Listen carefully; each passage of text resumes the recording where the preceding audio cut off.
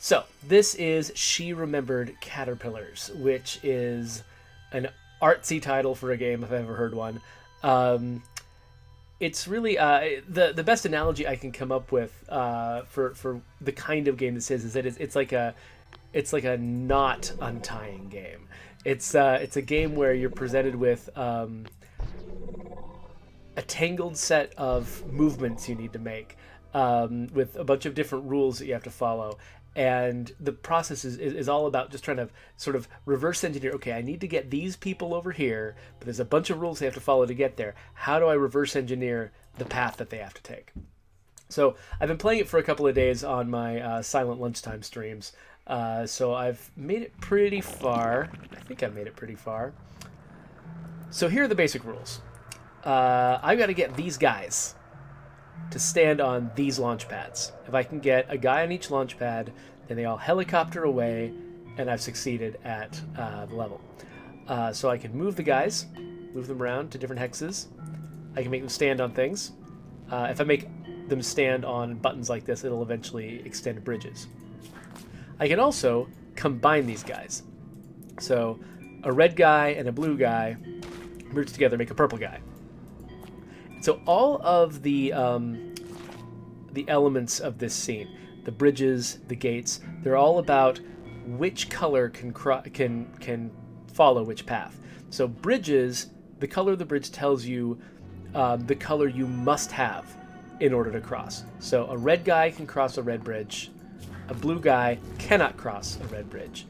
However, if they merge together, they can cross together because there is red in this purple guy. These gates over here are kind of the opposite. So let's split these guys apart and show you. So if I merge these two guys together, I can cross the blue bridge. And then I can show you that, okay, this is a purple gate. This purple gate, that means it blocks red and it blocks blue. So if I try to move the blue guy over here, he gets stopped.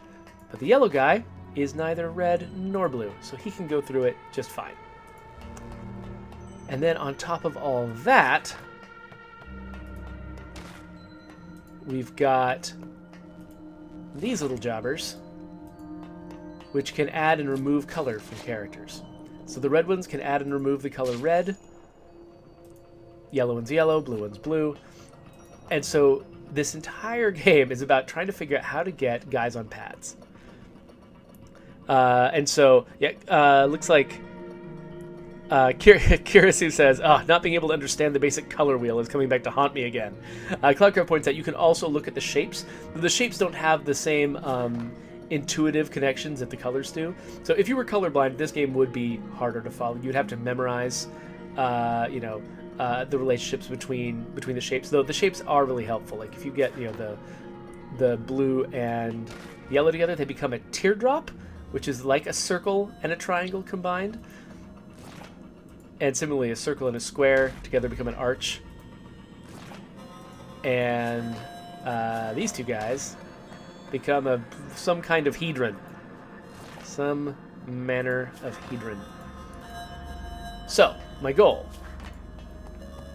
is to get dudes onto pads. So if I put these guys on these buttons, that'll extend that bridge. And so I imagine I could get a guy over here. Now, actually, I don't want the yellow guy over here because the yellow guy definitely has to go here.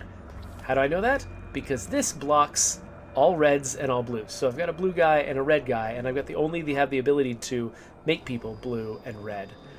That means that this yellow guy is the only guy that could possibly go by this gate. So it's kind of like a Sudoku puzzle that way. It's like you go find the one part that you can definitely decode, and then you build your solution from the part that's obvious. So, okay, yellow guy has to go here. So now the question is, where do red and blue guy go? And so the problem is, if I'm going to get anybody over here, they've got to cross this bridge, which means at the time somebody comes over here, that person has got to have the other two holding the bridge open. So, for instance, I can't already have the yellow guy in place. I can't already have this person in place. So this one has to be the first one I solve. and then there has to be a way to get the remaining guys to their destinations afterwards.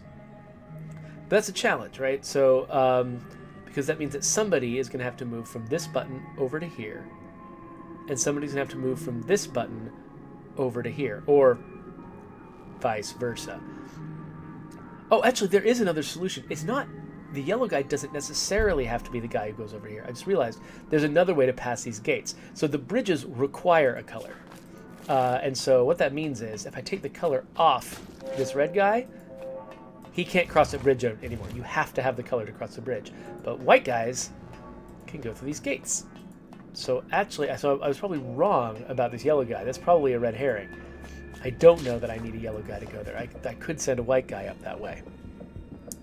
Hex Rogan is like, they're eating and vomiting each other. Yeah, no, they tried to make the art and the animations as slurpy and kind of gross as possible.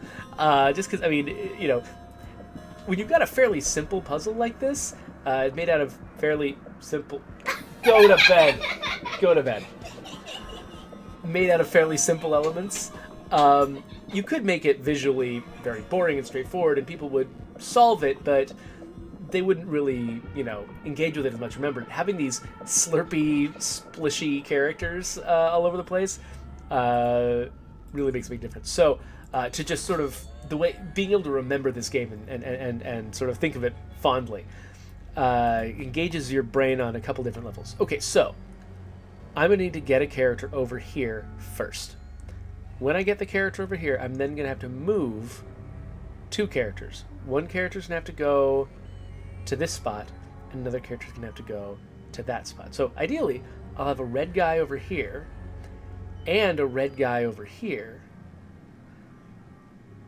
So because the red guy can come here, get slurped, go to that pad. Red guy can just go straight over here. So that means that probably I should be moving the yellow guy over to this spot. But it means I'm going to have to turn one of these guys I have to turn this blue guy into a red guy in order to make the solution work. So let's see what we can do about that. So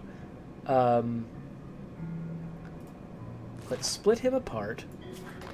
Leave that guy on that button. Send this guy over to that button. Walk the blue guy across. Get rid of his blueness. Except that doesn't work because, well, I need a blue guy in order to get a red guy over here. So, okay, so bringing... That's not going to work. I can't... My solution cannot be to leave the yellow guy over here. The solution has to be to send a red guy over there. But that means the yellow guy... While I'm changing the blue guy's color, the yellow guy's going to be over here. But that's fine. That's fine. That can work. So, okay, so we're going to use the red guy as a vehicle to get the yellow guy over here. Yellow guy stands on the button. Red guy comes back. And because I'm turning... The plan is to turn everybody red, I know I can come back and get him later. So this red guy is going to stand on that button. Blue guy's going to come over here. Blue guy gets washed or slurped. Becomes a red guy. Comes over here, merges with him. Deposits him back here. Lands there. He goes here. And then bring everybody else back according to plan. No. So sometimes it doesn't read a click you think it's going to read, and you end up giving somebody a command you didn't want to give them. But there we go. That's how you solve a puzzle in She Remembered Caterpillars.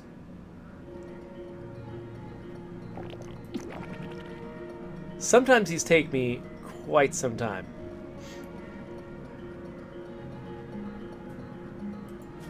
Let's see here.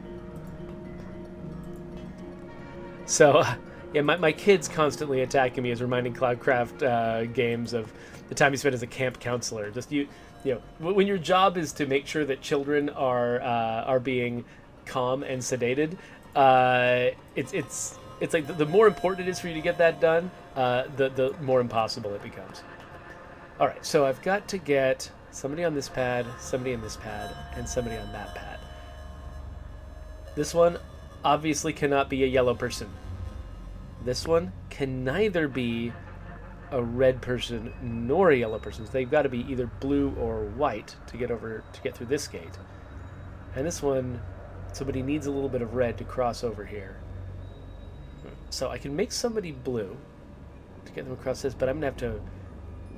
A blue person is never going to be able to cross this. So a blue person has to go across this, which means they have to go across this, which means they have to go across this. Which that seems pretty reasonable. So I can walk this guy across. This is a very restricted bridge. You have to have both yellow and red together to go across that bridge. So that's... Okay, yeah. So here we go. So I've got to take a red guy through that gate. Slurp off his redness. Come over here. Bestow blueness upon him. And then he can go over here.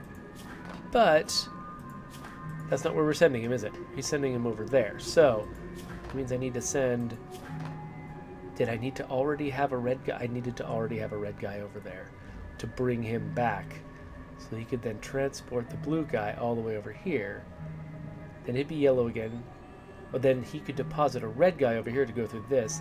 Then as a yellow guy, how the crap does he get up here? I don't know. Oh, this is more complicated than I thought. Okay, well, either way, I know I need to retrace my steps.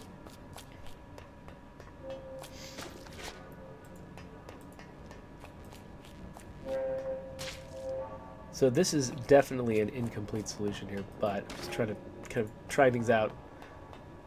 Okay, wait a minute. So, yeah, how would I get another red guy over there? I'm not sure I can. So if I drop a red guy here with the intent of turning him blue, this yellow guy is stuck unless I can get an additional red guy over. So if I can get a red guy over to this side, he can walk through. But that means I would need to make somebody blue over here. Without... This is going to be rough. So Cloudcraft suggests the yellow guy needs to get to the upper right.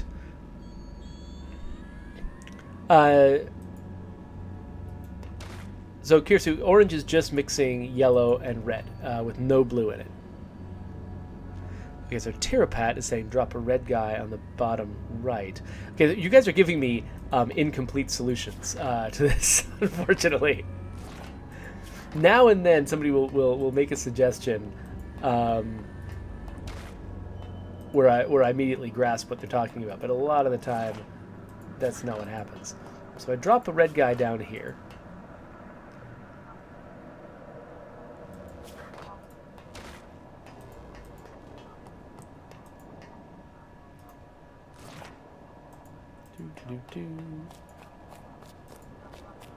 I can just go there. Yeah. So having a red guy up in this upper section is great. He can at will remove his color, put another color back on, do whatever he needs to do.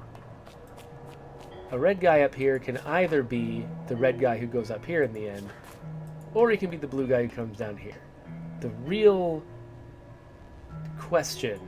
Oh yeah, and then this blue guy, he can bring another red guy up, right? So now we've got another red guy over there. Oh, whoops. Got the wrong character.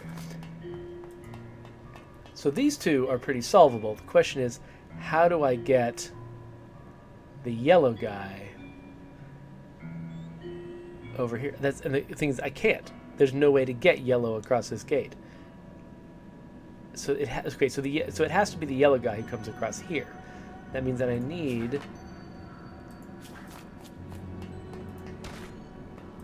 Okay. I need to drop the yellow guy here. Blue guy picks him up, drops him there, and then this blue guy becomes a red guy, right? Who can carry him across, except once I've dropped him off there, I don't have a way to get this red guy back down here. I could turn him blue. Okay, let's turn him blue. No, that's not how you do it.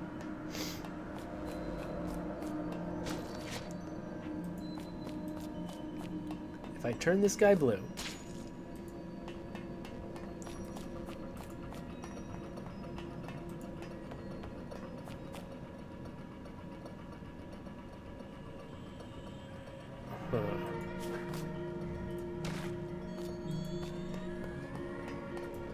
wait, actually, this red guy that I've left here, I think he needs to be a blue guy. So I'm going to leave him up there so that he can... No! Okay, so we're going to grab the yellow guy, bring him across here. That's not how that works. Drop him off. Leave the blue guy here. Yellow guy can come back here by himself. This blue guy can come pick up the yellow guy. March across. The problem is, there's just so many steps involved in a lot of these actions. Like, you end up sort of creating a shorthand for yourself where you're like, okay, in this upper section, red guys can become blue guys arbitrarily. And you sort of memorize that, and then that makes it a little bit easier to sort of, because trying to just, you know, step through the process of, okay, then the blue guy comes up, and the blue guy removes his blueness, and he goes and gets some redness, and then he does that. That's mind-numbing. You just have to just sort of remind yourself, okay, I've got a shorthand. Because now, red guy's got to come back over here. It's like you just sort of start intuiting, right, red and blue is the same in this upper area. Red guys become blue guys easier, that's a solved problem, and then you don't have to think about it every single time. And there we go.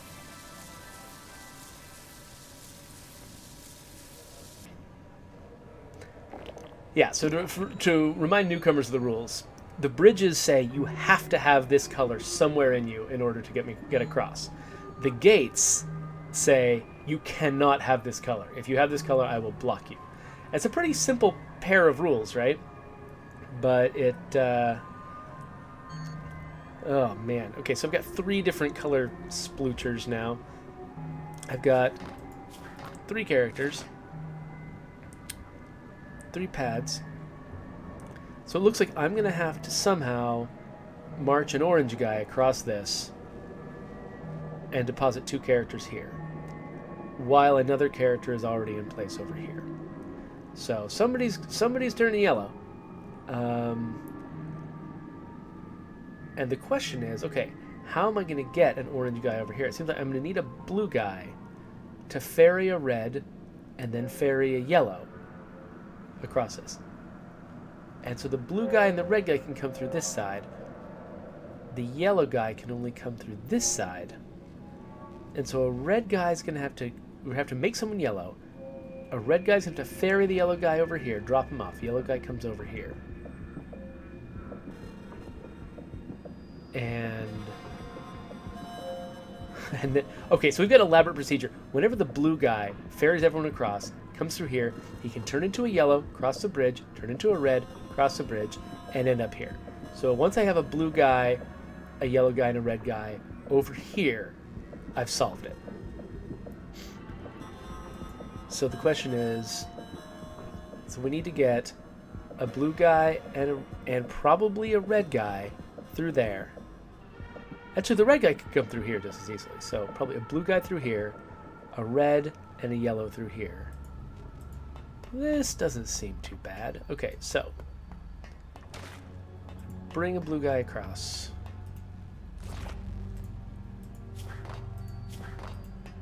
And while we're at it, bring another blue guy across. So right now, only the red guy can turn yellow.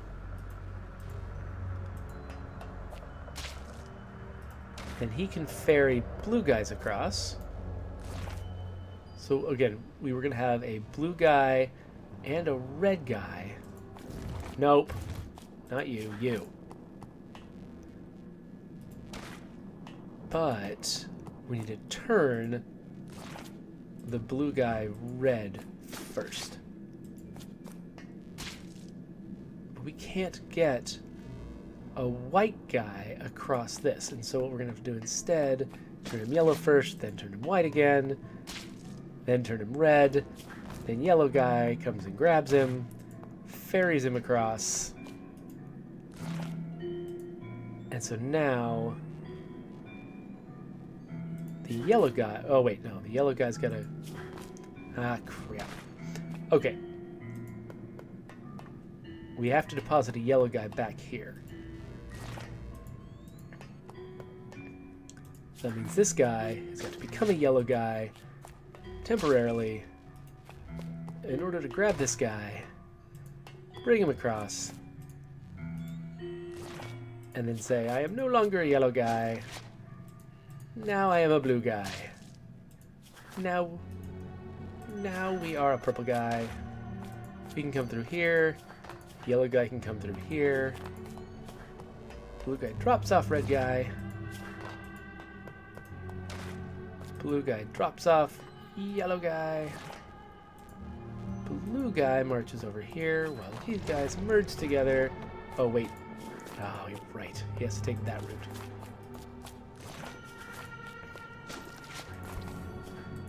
Alright. Then he comes over here. Take this really elaborate route to end up on the launching pad. Oh, folks just pointed out that my face is, of course, hiding the red sploosher over here. Sorry about that. I tried to pick the best spot I could for my face, but really, I mean, they use the whole screen at some point or another. So that was the end of the 5th section. Let's see. So each section they add a new rule. I'm curious what the new rule is going to be. I'm not going to play this too much longer, but I wanted to see what they do with this level. The crap are those?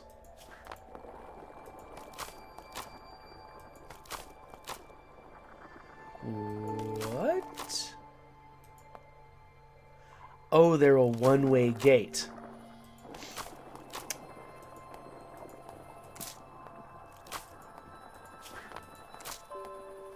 Oh, no?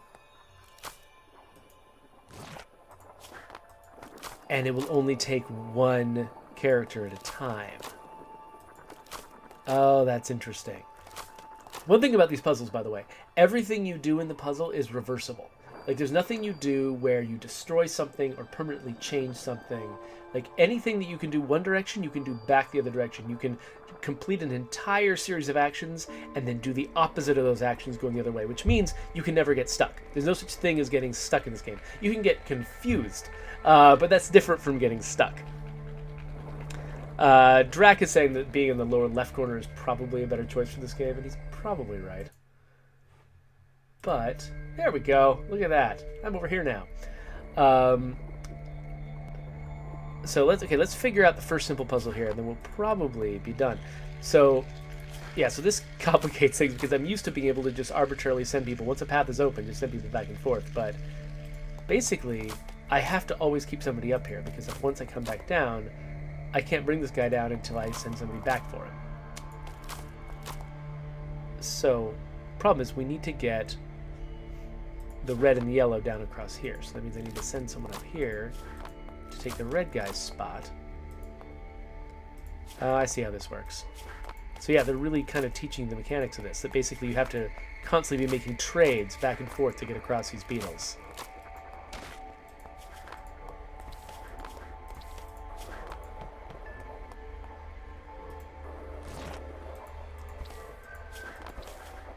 So Silent Wolf is asking me, what do you think about that design decision?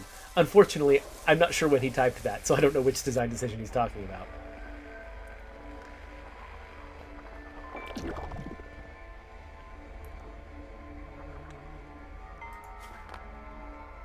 I'm going to get everybody up here.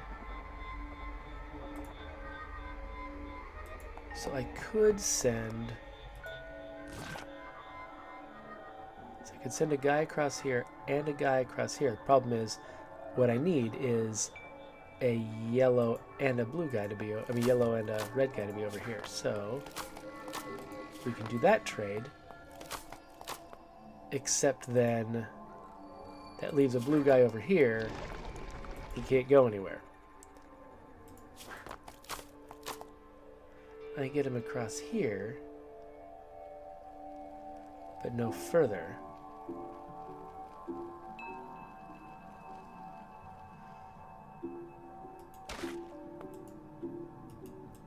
No, I think this will work. So, drop blue guy off, come back across, go to the final area. Oh wait, no, I need to send somebody across this direction before I can send somebody back. Well, that would have just been too easy, wouldn't it? Alright, so I have to send the one guy around here who could do this, but now he's stuck up here, and how the crap do I get him up? Do I to still have the blue guy over here on this side? Oh, wait a minute. Wait a minute. Got that guy across. I can just send him over here. So yeah, blue guy go across. Then the yellow guy.